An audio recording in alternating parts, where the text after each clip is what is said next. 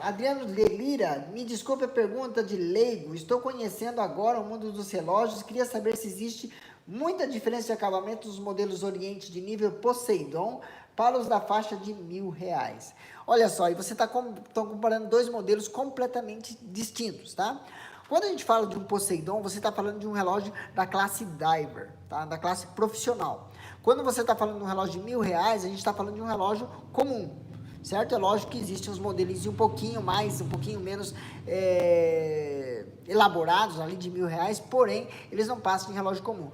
Qual que é a grande diferença dos relógios, tá? Apesar deles terem o mesmo calibre, o Poseidon hoje, por exemplo, o Poseidon geração 4, por exemplo, ele tem um bezel de cerâmica, ele tem um bezel rotativo unidirecional, ele tem coroa rosqueada, tem um fundo rosqueado, ele tem uma resistência para 300 metros, ele tem uma válvula de gás hélio, então para quem faz mergulho profundo, que precisa de utilizar as câmeras hiperbáricas, ele tem suporte para câmera hiperbárica, então tudo isso somando, você vai somando, então não é somente o relógio, não é somente a máquina que manda. Então você vai colocar lá uma pulseira de aço sólido, você vai ter lá uma caixa resistente para 300 metros de pressão, você vai ter uma válvula de hélio, você vai ter um bezel de cerâmica, você vai ter um lumen especial para mergulho, tá?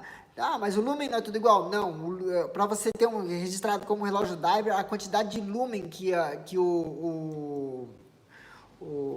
os luminosos aqui, acendem aqui no mostrador, eles medem o lumen dele para saber se ele pode ser considerado ou não. Então, tudo isso vai somando, né? E você tem um relógio totalmente preparado para mergulho. Então, é por isso que ele custa mais caro, tá? Então, não é somente um relógio. Certo?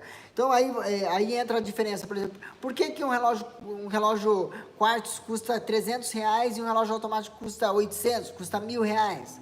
Aí já tem o problema da máquina, tem o problema do fundo, pode estar um é rosqueado, outro não pode não ser, a caixa, às vezes a caixa é de metal cromado, o outro é de aço inox, então tudo isso você vai considerando, então não é só o relógio, não é só a máquina do relógio, conta todo o conjunto, então você tem que contar todo o conjunto para fazer uma comparação equiparada, certo? Então o Poseidon ele é completamente diferente dos relógios Oriente 3 estrelas de R$ 1.000.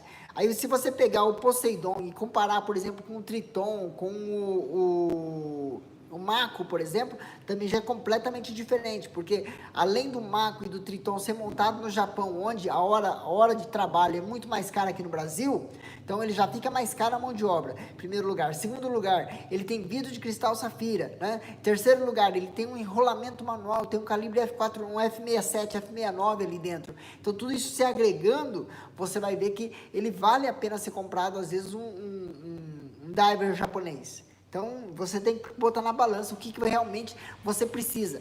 Então, por exemplo, quando você vai comprar um carro, você tem que colocar na balança o que você precisa do carro, né? Um carro para a cidade, então você não precisa comprar um carro, por exemplo, 3.0, para andar de semáforo em semáforo, para ficar parando, é só para gastar combustível. Então, um carro menor, com um motor menor, seria muito mais vantajoso dentro da cidade do que um carro com um motor grande, certo? Então, por isso mesmo, você tem que pensar justamente para que você vai usar. Eu costumava usar muito essa analogia quando quando eu trabalhava no Japão, eu fazia uns bicos montando computador pro pessoal, sabe? Então a gente comprava os periféricos, montava o computador para revender. Então a gente levava o pessoal lá na loja para comprar os periféricos, né? Falava assim, olha, escolhe os periféricos que você quer, a gente vai colocando ali dentro, vai montar o computador do jeito que você precisa. Aí o cara chegava lá e começava a comprar tudo do mais caro. Tá, lá você tem dinheiro para comprar, então eu começava a comprar a melhor placa-mãe, o melhor processador, o melhor HD, ia comprando tudo melhor. Aí a hora que ele escolhia tudo do melhor, eu falava assim, você não precisa de tudo isso não. Eu falei assim, para que você quer o computador? Para navegar na internet.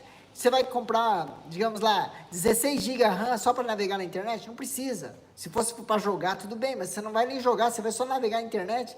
Aí você começava a questionar e você pegava um preço lá de 3, 4 mil dólares, você baixava ele para $1.000, para $700, assim, de custo, sabe? Por quê? Porque o cara estava querendo comprar o top de tudo. Então, muitas vezes, o relógio que você está procurando, não há necessidade de ser o top. Precisamos saber qual o patamar que você quer.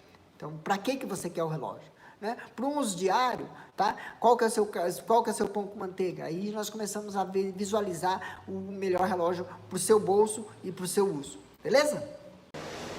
E aí, pessoal, o que você achou do vídeo? Gostou?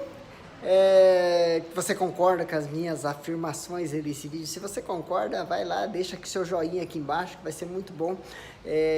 Principalmente se você comentar e dar um feedback para mim, vai ser melhor ainda. Tá? Então, eu espero o seu feedback e siga os outros vídeos aí que a gente vai recomendar para você desse canal aí. Um grande abraço, fique com Deus e até a próxima.